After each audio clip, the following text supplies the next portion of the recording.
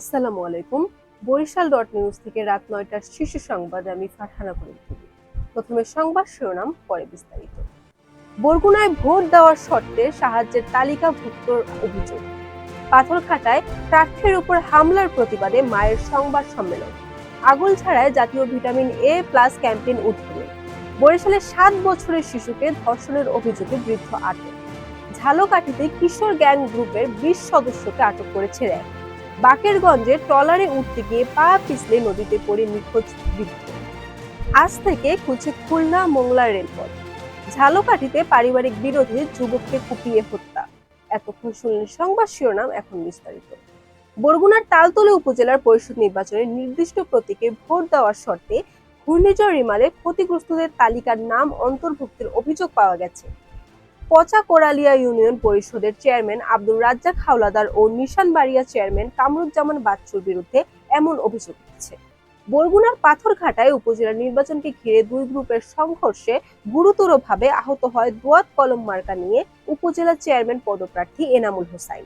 এনামুলের উপর এমন বর্বর হামলার তীব্র নিন্দা ও প্রতিবাদ জানিয়ে তার মা মোসাম্মদ নাজমা বেগম গতকাল রাত ৮টার দিকে সংবাদ সম্মেলন করেন।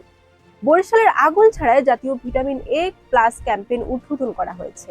জানা গেছে, গতকাল শনিবার সকালে জাতীয় ভিটামিন এ প্লাস ক্যাম্পেইন উপলক্ষে উপজেলা স্বাস্থ্য কমপ্লেক্সের টিকাদান কেন্দ্রে উপজেলা স্বাস্থ্য কমপ্লেক্সের স্বাস্থ্য ও পরিবার পরিকল্পনা কর্মকর্তা ডাক্তার বখতিয়ার আল মামুন এই ক্যাম্পেইনের উদ্বোধন করেন।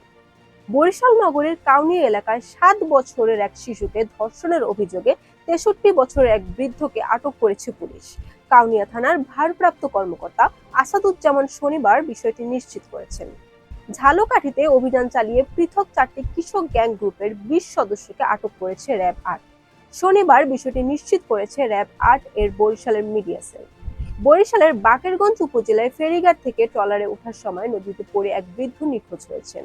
শনিবার সকাল ৮টায় উপজেলার নলুয়া ফেরিঘাট এলাকায় এ ঘটনা ঘটে। নিখোঁজ করিম খান উপজেলার কবা ইউনিয়নের মাসুয়াখালী গ্রামের বাসিন্দা, মৃত রতন খানের ছেলে।